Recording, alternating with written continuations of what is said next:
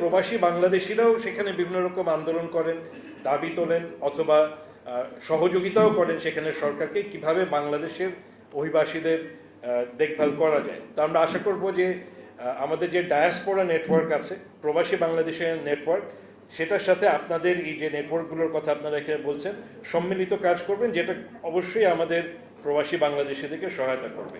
আমি বিশেষ করে আমাদের এই আপনারা যেহেতু ইউরোপের কথা বলছেন, সেই ইউরোপের অভিবাসীদের সম্পর্কেই একটু ফোকাস করছি। আমি একটু দেখছিলাম যে আজকে বেশ কিছু গণমাধ্যমে আজকের দিবসকে কেন্দ্র করে বেশ কিছু লেখা এসছে। তো আমি ছোট্ট একটা অংশ থেকে আপনাদেরকে শোনাচ্ছি, যেটা ইউরোপের শ্রমবাজার সম্পর্কে বলা হচ্ছে। এটি একটি গণমাধ্যমে এসছে, পত্রিকায় এসছে আজকে, প্রাসঙ্গিক বলেই বলছি। ইউরোপ, আমেরিকা, অস্ট্রেলিয়ায় শ্রমবাজার খোঁজার কথা প্রবাসী কল্যাণ মন্ত্রণালয় বহু বছর ধরে বললেও পরিসংখ্যান অনুযায়ী এসব দেশে যাওয়া কর্মীর সংখ্যা নগণ্য। গত বছর 9,956 কর্মী রোমানিয়া যাওয়ার ছাড়পত্র নেন। এবছর তা কমে হয়েছে 3,528। বাংলাদেশ থেকে রোমানিয়া কার্যক্রম গুটিয়ে নেওয়ায় দেশটির ভিসা নিতে হয় দিল্লি থেকে। 8 থেকে 9 লাখ টাকায় পূর্ব ইউরোপের এ দেশটিতে কর্মী পাঠায় রিক্রুটিং এজেন্সি। অধিকাংশ ক্ষেত্রে এজেন্সি সরাসরি নয়, দালালের মাধ্যমে কর্মী সংগ্রহ করে। রোমানিয়া হয়ে ইউরোপ পাঠানোর প্রলোভন দেখিয়ে কর্মী সংগ্রহ করে দালালরা। আরেকটা অংশে বলা হচ্ছে, চলতি বছরে 12,521 জন কর্মী কিরগিজস্তান যেতে ছাড়পত্র নিয়েছেন। গত বছর নিয়েছিলেন 1,720 জন।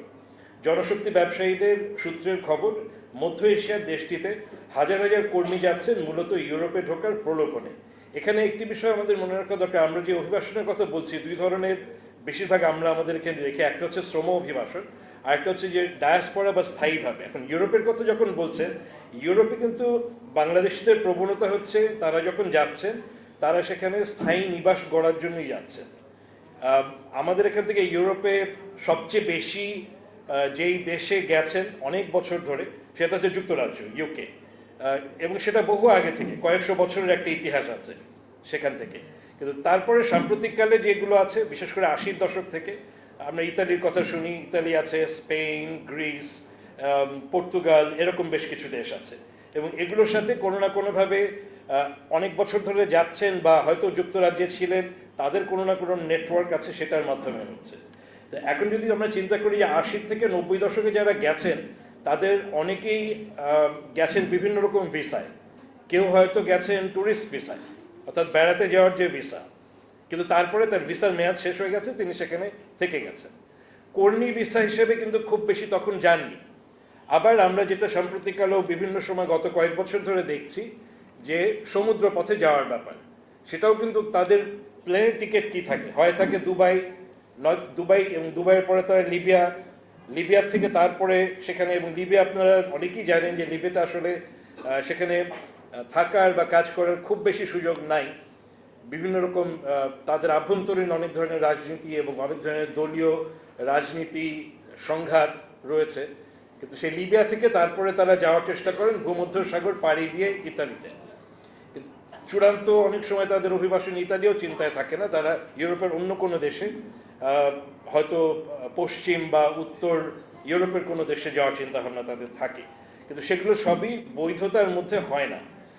এইটার ব্যাপারটি হচ্ছে যে 80-র দশক থেকে যারা গেছেন কোনো না কোনোভাবে তারা একটা সময় অবৈধ হয়ে গেছেন বা অনিয়মিত হয়ে গেছেন, কিন্তু কোনো না কোনো সময়, যেটা বলছিলাম যে আভ্যন্তরীণ রাজনীতির কারণে বা তাদের ইনক্লুসিভনেসের কারণে সেই দেশগুলো আবার একসময় ছাড় দেন, একসময় তাদেরকে বৈধভাবে থাকার রেসিডেন্ট পারমিটগুলো দেন, এবং এইগুলোই অনেক সময় আমাদের বাংলাদেশিদেরকে অনুপ্রাণিত করছে। আগে যাই, যেভাবে যেতে হয় যাই, যেভাবেই যাই, আমি সমুদ্রপথে যাই,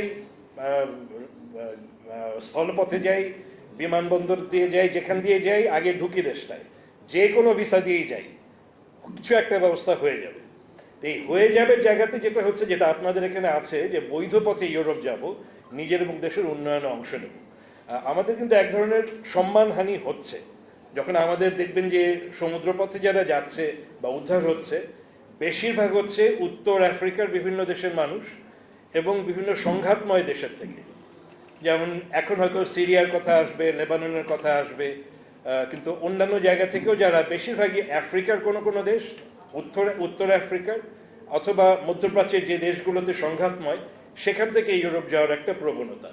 এদের মধ্যে সবচেয়ে বেশি যে দেশগুলো অন্যান্য জায়গায়, বাংলাদেশি আছে, পাকিস্তানি আছে, এরকম দু একটি দেশ থেকে, কিছুটা আফগানিস্তানে কিছুটা হয়তো গ্রহণযোগ্যতা থাকতে পারে এই অর্থে যে সেখানে যেহেতু এক ধরনের রক্ষণশীল সরকার রয়েছে, সেটার মধ্যে যারা খাপ খাওয়াতে পারছেন না তারা অনেক সময় পাকিস্তান চলে যাচ্ছেন উদ্বাস্তু হিসেবে বা অভিবাসনের জন্য, এবং সেখান থেকে পরে তারা হয়তো ইউরোপ যাওয়ার চেষ্টা করছেন।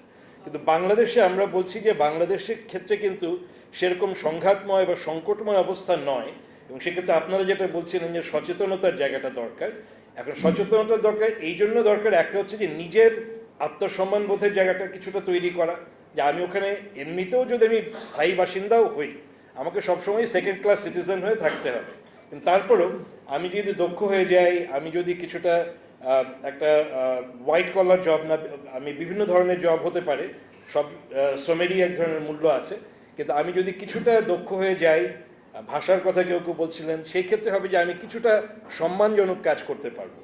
ইতালিতে এই যে 80-র দশক থেকে এত বাংলাদেশিরা যাচ্ছেন, আপনারা যারা বিদেশে যান বা খবর রাখেন জানবেন যে আমাদের অনেক ভাইয়েরাই বিশেষ করে, এনারা অনেকেই মধ্যবিত্ত শিক্ষিত পরিবার থেকে এসেছেন, তারা রাস্তায় ফুটপাথে বিভিন্ন জিনিস বিক্রি করছেন, সেটা কোনো অসম্মানের বিষয় নয়, কিন্তু তাদেরকে বিভিন্ন সময় পুলিশ তাড়া করে, তারা সেখান থেকে পালিয়ে যান, আবার আসেন, এভাবেই তাদের অনেক কষ্টটা করতে হয়। এই কষ্টের কাহিনীগুলো কিন্তু সবসময় প্রচার হয় না, তারাও করতে চান না, বাড়িতেও তারা বলেন না, যারা ভবিষ্যতে যেতে চাচ্ছেন তাদেরও সেটা গুরুত্ব দেওয়া হয় না, অথবা তারা সেটাকে অতটা চিন্তা ভাবনাও করেন না। এই জায়গাগুলো যদি আমরা পরিবর্তন করতে চাই, আপনারা যে দক্ষতার কথা বলছিলেন, আমি পুনরাবৃত্তি না করে যেটা বলতে পারি, একটা হচ্ছে যে সার্টিফিকেশন, আমাদের যেই আপনারা কেউ কেউ চেষ্টা করছেন যে আন্তর্জাতিক মানের প্রশিক্ষণ দেওয়ার জন্য, খুবই ভালো প্রস্তাব, তবে যেটা চেষ্টা করতে হবে, এবং সেখানে আসলে সরকারের একটা বড় ভূমিকা নিতে হবে, যে স্কিল সার্টিফিকেশনটা, কারণ আমাদের যে প্রশিক্ষণ নেওয়া হচ্ছে সেটার জন্য আপনি তাদেরকে যেই সার্টিফিকেটটা দিবেন বা যে প্রমাণপত্রটা থাকবে, সেটা বাইরে গ্রহণযোগ্য না। তো বাইরে গ্রহণযোগ্য করতে হলে হয় দ্বিপাক্ষিক কোনো একটা ব্যবস্থা থাকতে হবে, সেটা আপনার যারা প্রাইভেট সেক্টরের প্রশিক্ষণের কাজ করছেন তারা যদি আনতে পারেন, সেটা একটা ভালো জায়গা হতে পারে, এবং সেটা আপনারা দৃষ্টান্ত স্থাপন করতে পারেন যে বাইরের ইন্টারন্যাশনাল স্ট্যান্ডার্ডের একটা সার্টিফিকেশন। কিন্তু মূলত এটা সরকারের দায়িত্ব, সেটাও একটা সংস্কার প্রস্তাবে থাকতে পারে। প্রবাসী কল্যাণ মন্ত্রণালয় কিছু কিছু চেষ্টা করেছে, কিন্তু সেটা দীর্ঘস্থায়ী না। সিটি অ্যান্ড গিল্ড নামে একটা কর্তৃপক্ষ আছে যারা একটা আন্তর্জাতিক মানের স্কিল সার্টিফিকেশন দেয়, কিন্তু সেটা চলমান সবসময় থাকেনি, যেই কারণে যেটা হচ্ছে, যেই প্রশিক্ষণ এখানে হচ্ছে ওইটার অন্তত প্রাতিষ্ঠানিক কোনো মূল্যায়ন বিদেশে গেলে হয় না, বিশেষ করে ইউরোপে তো নয়। কাজে এটা একটি দরকার হবে। কেয়ার গিভিংয়ের কথা আপনারা বলছেন, এটা খুবই ভালো জায়গা যে কেয়ার গিভার, এবং বিশেষ করে আমরা কিছুটা দেখতে পাই অনলাইনে বা বিভিন্নভাবে, যে বিশেষ করে ইউরোপের বিভিন্ন দেশে যেখানে জনসংখ্যা প্রবৃদ্ধি খুব একটা নাই, সেখানে বৃদ্ধ এবং মানে বয়স্ক মানুষ এবং অসুস্থ মানুষের সংখ্যা বাড়ছে, কাজেই তাদের সেবার বিভিন্ন রকম প্রয়োজন হয়। সেখানে শুধু নার্স বললে আমরা সাধারণত ভাবি মেয়েদের কথা, সেখানে মেয়ে এবং ছেলে উভয়ই হতে পারে, কিন্তু সেই কেয়ার গিভিংয়ের জায়গাটা কিন্তু উন্নত মানের হতে হবে। আশা করি যারা কেয়ার গিভিংয়ে কাজ করছেন সেভাবেই আপনারা করছেন, যে আধুনিক প্রযুক্তি, এবং অনেকেই কিন্তু বাসা বাড়িতেই অনেক ধরনের ব্যবস্থা রাখেন, বিশেষ করে ইউরোপের অনেক দেশে।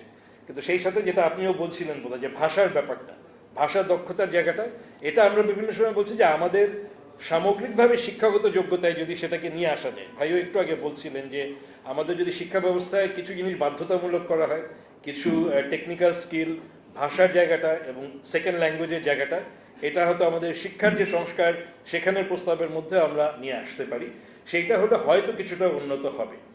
ইউরোপের ক্ষেত্রে, এবং এটা আসলে সর্বক্ষেত্রেই আছে, যে আমাদের কোনো রকম দ্বিপাক্ষিক চুক্তি নেই। আমাদের যেটা আছে অভিবাসনের ক্ষেত্রে অনেক ক্ষেত্রে এমওইউ, সমঝোতা স্মারক, যেখানে এটা সফট ধরনের একটা এগ্রিমেন্ট, যেখানে দুই পক্ষেরই বাধ্যবাধকতা তৈরি হয় না।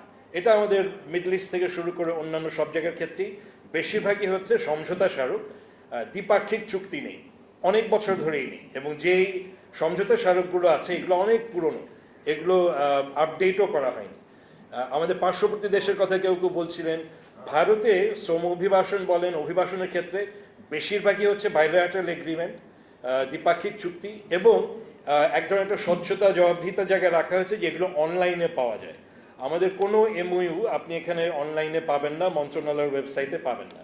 এখানে একটা রাখ ঢাক ব্যাপার আছে। তা আমাদের তথ্য প্রযুক্তির জায়গা থেকে এবং আমাদের রাইট টু ইনফরমেশন অ্যাক্টের জায়গা থেকে চিন্তা করলে সেটাও একটা দাবির জায়গা যে আসলে এই চুক্তিগুলোতে কি লেখা থাকে, কারা সেখানে সম্পৃক্ত হন।